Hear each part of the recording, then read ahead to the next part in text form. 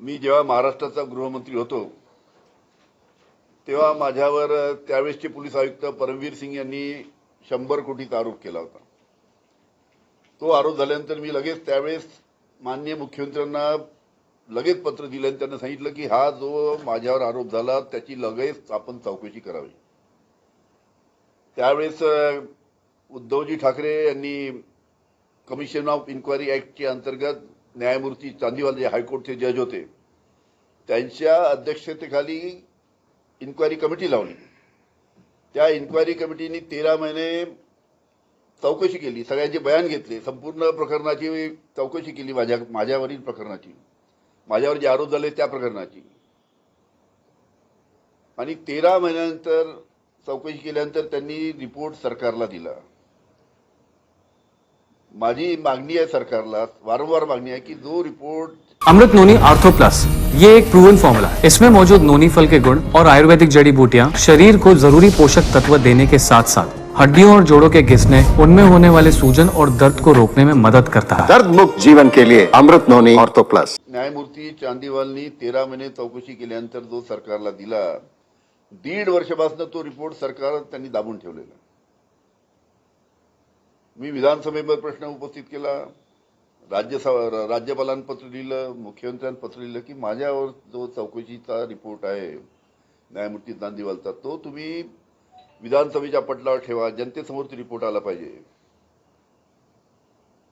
पण जाणून बुजून तो रिपोर्ट बाहेर आला नाही पाहिजे या दृष्टीनं राज्य शासन त्या निमित्तानं प्रयत्न करत आहे।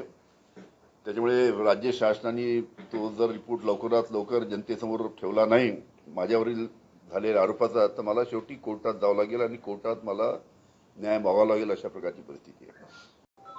3 वर्षापूर्वी 3 वर्षापूर्वी माझ्यावर जे आरोप झाला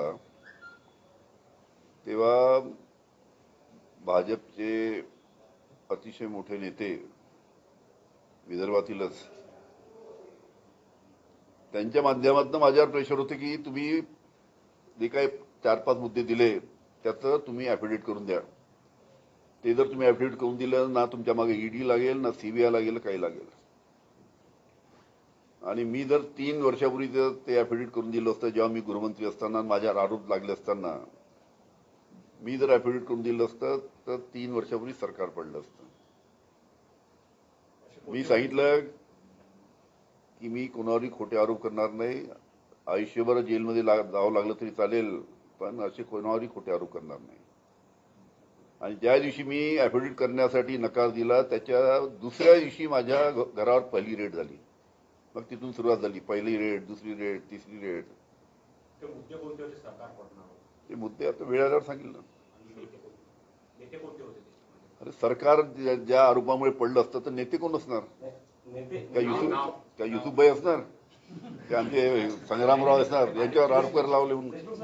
आता ते कोणी मोठे आमच्या पक्षाचे नेते असणार की ज्यांच्यावर मी आरोप केल्यामुळे सरकार पडलं असतं, पण मलाही माझ्या मागे ईडी लागली असती, सीबीआय लागली असती। हे जे अशोक चव्हाण वगैरे पळाले ना त्याच प्रकारचा तो प्रकार होता। मी सांगितलं अनिल देशमुख जिंदगी भर जेल में रहेगा लेकिन ऐसा झूठा आरोप किसी के ऊपर लगाएगा नहीं। आपको ऐसा लगता है कि